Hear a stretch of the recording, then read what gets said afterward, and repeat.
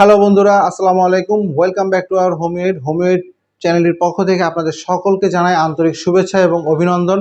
আমি doctor SM. Nurul Alam স্বাস্থ্য বিষয়ক পরামর্শ নিয়ে আছি আপনাদের পাশে সব সময়ের জন্য, এবং আপনাদের পাশে আরও রয়েছে আমাদের প্রতিষ্ঠান হোমিওএইড। তো বন্ধুরা, আমার এই যে পর্বগুলো আমি বিশেষত যৌন বিষয়গুলো নিয়ে আলোচনা করি। আজকে আমরা যৌন একটা খুব গুরুত্বপূর্ণ বিষয় নিয়ে আলোচনা করব, সেটা হচ্ছে পুরুষদের মৌন যৌনগুলো সমস্যা, মানে মনের কারণে যেই সমস্যাগুলো, যৌন সমস্যাগুলো হয়, এই বিষয়টা নিয়ে আমরা একটু আলোকপাত করার চেষ্টা করব। তো চলুন চলে যাই মূল আলোচনায়। তবে তার আগে যারা এখন আমার চ্যানেলটি সাবস্ক্রাইব করেননি, please subscribe my channel and press the bell icon, যাতে পরবর্তী নতুন ভিডিও আসলে আপনার কাছে নোটিফিকেশন পৌঁছে যায়।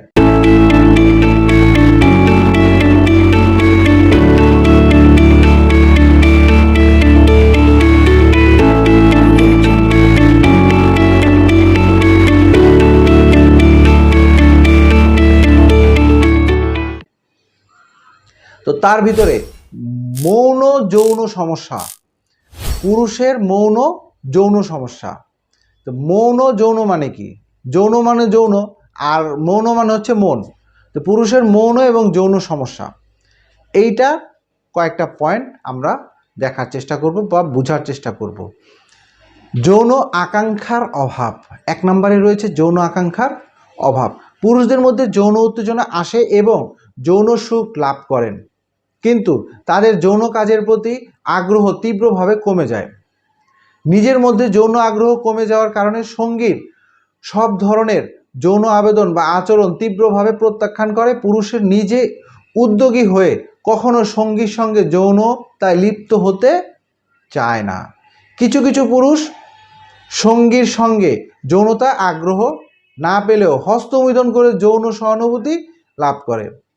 অনেক নারী অভিযোগ করে থাকেন যে তাদের স্বামী তাদের সঙ্গে যৌন মিলন না করলেও তাদের সামনেই হস্তমৈথুন করে। একজন নারী এ ধরনের আচরণ কখনো মেনে নিতে পারে না এবং এতে করে তাদের মধ্যে দাম্পত্য কলহ শুরু হয় এবং ছোটোখাটো বিষয় দিয়ে প্রকাশিত হয়। স্বামী স্ত্রীর মধ্যে পারিবারিক কলহ, ঝগড়াঝাটি, বিষণ্ণতা, সঙ্গীর প্রতি সন্দেহ প্রবণতা ইত্যাদি ইত্যাদি সমস্যা সৃষ্টি হয়। আমাদের দেশে এই ধরনের সমস্যাগুলো প্রত্যেকটা সংসারের মধ্যেই রয়েছে, প্রত্যেকটা ঘরেই এই সমস্যা দেখা যায় এবং এটার সমাধানও রয়েছে। সমাধান হচ্ছে এটা পুরোপুরি তার সাইকোলজিক্যাল। মনে রাখবেন, হোমিওপ্যাথিতে কিন্তু সাইকোলজিক্যাল আমাদের ওষুধগুলো যে ক্রিয়া করে, এটা কিন্তু সর্বপ্রথম সাইকোলজিক্যালি ক্রিয়া করে, অর্থাৎ মানসিকভাবে সর্বপ্রথম সে এফেক্ট করে, তারপরে সে শারীরিকভাবে পরিবর্তন শুরু করে।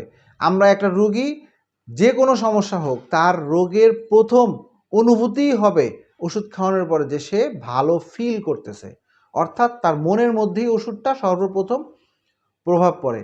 তো আমাদের এই যে যৌন আকাঙ্ক্ষা দিনকে দিন কমে যাচ্ছে, এটার জন্য আমরা দায়ী। এটা খুবই বাজে একটা সিচুয়েশন যে আপনার স্ত্রী পাশে বসে আছে, কিন্তু আপনার সাথে, মানে সে আপনার সাথে চেয়েও মেলামেশা করতে পারতেছে না, তার স্বামী তার সামনে হস্তমৈথুন করতেছে।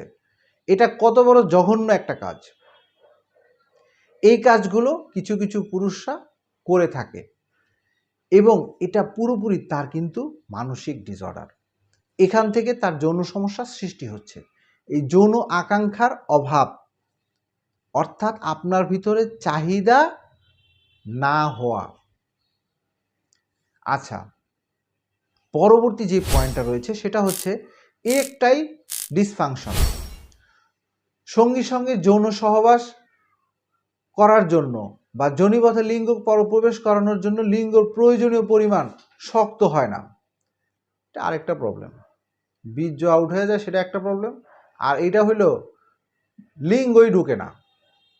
তাহলে মেলামেশা করবেন, আপনার যদি লিঙ্গ যোনিপথে প্রবেশই না করে, তাহলে মেলামেশা করবেন কিভাবে? অর্থাৎ তার লিঙ্গ শক্ত হয় না, নরম থাকে, তুলতুলে। এই কারণে এই যে ইরেকটাইল ডিসফাংশন, এটাকে আসলে এই নরম থাকাটাকে বোঝানো হয়েছে। স্ত্রী তাকে আদর করতেছে, আদর করার পরও তার লিঙ্গ শক্ত হয় না, অথবা হলো যোনির পথে প্রবেশ করানোর মুখে লিঙ্গ নিস্তেজ হয়ে যায়, মানে লিঙ্গ প্রবেশ করানো শুরু করছে, এর মধ্যে নিস্তেজ হয়ে গেছে, এতে করে লিঙ্গ যোনিতে ঢোকে না, অথবা ঢোকাতে পারলেও বীর্য বের হওয়ার আগেই লিঙ্গ নিস্তেজ হয়ে যায়। ফলাফল হলো যৌন সঙ্গম করতে পছন্দ না করা। কিন্তু যৌন আদর যেমন চুমু দেওয়া, স্তন ঘর্ষণ করা, যোনিতে চুমু দেওয়া ইত্যাদি পছন্দ করে না। অনেক নারী অভিযোগ করে থাকেন তাদের সঙ্গী কোনো রকম শারীরিক অন্য কোনো আদর ছাড়া লিঙ্গ যোনিতে প্রবেশ করিয়ে দেন। এটা আসলে কখনোই ঠিক না, কারণ আপনি আপনার স্ত্রীর ভিতরে যদি উত্তেজনা সৃষ্টি করতে না পারেন তাহলে কিন্তু আপনাদের এই সহবাসের মুহূর্তটা রোমাঞ্চকর হবে না।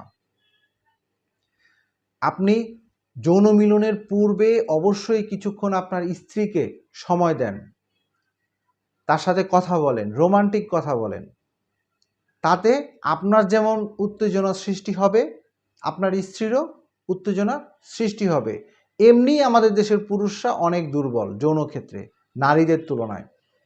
সেখানে সে যদি মনে করেন যে বাসায় ঢুকেই স্ত্রীর উপরে জানোয়ারের মতো ঝাঁপিয়ে পড়ে, তাহলে তো স্ত্রীর জৈবিক চাহিদা পূরণ হবে না, এটাই স্বাভাবিক। আলটিমেটলি আমাদের দেশে পরকীয়ার সংখ্যা অনেক বৃদ্ধি পাবে। এই অবস্থা, এই যে দুইটা অবস্থা আমি বললাম, এই দুইটা অবস্থা কিন্তু কিসের জন্য হচ্ছে? মানসিক কারণে হচ্ছে। এটা যে শুধু পুরুষদের ক্ষেত্রে হবে বিষয়টা তা নয়, এটা মহিলাদের ক্ষেত্রেও এই সমস্যা হতে পারে।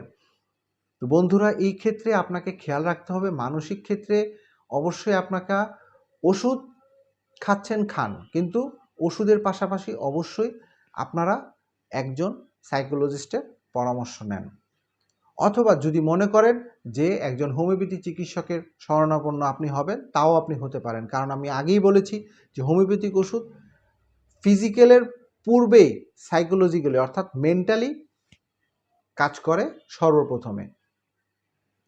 তাই আপনারা চাইলে একজন ভালো রেজিস্টার্ড হোমিওপ্যাথি চিকিৎসকের কাছে আসতে পারেন। কখনোই ভুলেও চেম্বারে যেয়ে বা কোনো ডাক্তারের কাছে যেয়ে বলবেন না যে আমাকে যৌন ওষুধ দেন। আপনি তার কাছে যৌন চিকিৎসা চাইবেন এবং আপনার সমস্ত সমস্যার কথা তাকে খুলে বলবেন, সে আপনাকে তখন সঠিকভাবে আপনাকে চিকিৎসা দিবে। তো বন্ধুরা, আমার মনে হয় আপনাকে আমার ভিডিওটা আজকে আমি যেই বিষয়গুলো আলোচনা করেছি সেগুলো আমি বোঝাতে সক্ষম হয়েছি। যদি না বুঝে থাকেন অবশ্যই আমাদের ভিডিওর শেষে কমেন্ট বক্সে একটা কমেন্ট করে জানিয়ে দিবেন, আমরা উত্তর দেওয়ার চেষ্টা করব। এবং যদি ভিডিওর পরিমাণ মানে আপনার কমেন্টের পরিমাণ বেশি হয় সেক্ষেত্রে সেই বিষয়ের উপরে আমি ভিডিও করার চেষ্টা করব। তবে এখন যেটা বিষয় সেটা হচ্ছে যে এই ভিডিওগুলো যেহেতু আমরা একটা মানে জনসচেতনতা তৈরির উদ্দেশ্যেই করা, সেহেতু অবশ্যই আপনারা এই ভিডিওগুলোকে শেয়ার করে দিবেন, মানুষকে জানার সুযোগ করে দিবেন, প্রতারণার হাত থেকে নিজে বাঁচবেন, অন্যকে বাঁচাবেন এবং চিকিৎসা নেবেন, লজ্জা থেকে দূরে থাকবেন। এই করে মতবাদ ব্যক্ত করে আমি আমার ভিডিওটা আজকের মতো শেষ করব। তবে যাওয়ার আগে একটা কথা না বললেই নয়, সেটা হচ্ছে যে যৌন জীবন আমাদের জন্য একটা আল্লাহর পক্ষ থেকে আশীর্বাদ স্বরূপ। এই আশীর্বাদ আমরা নষ্ট না করে হেফাজত করি, তাহলে দেখবেন আপনি এবং আপনার স্ত্রী দুজনই সুখী জীবনযাপন করতে পারবেন। আর আপনি যখন সুখে থাকবেন, আপনার সন্তানও সে দুনিয়াতে সুখ নিয়েই আসবে এবং সে ভবিষ্যতে একজন ভালো প্রকৃত মানুষ হিসাবে সৃষ্টি হবে। তো বন্ধুরা, আজকের মতো বিদায় নিচ্ছি। বিদায় নেওয়ার আগে আবার একটু বলে নিই, সেটা হচ্ছে যে আমার ভিডিওতে একটা লাইক একটা কমেন্ট করে দিন, অথবা একটু শেয়ার করে দিন যাতে আপনার বন্ধুরা জানতে পারে। চলে যাচ্ছি, তবে যাচ্ছি না, ফিরবো নতুন কোনো ভিডিও নিয়ে, নতুন কোনো পর্বে। ততক্ষণের জন্য ভালো থাকবেন, সুস্থ থাকবেন। আসসালামু আলাইকুম।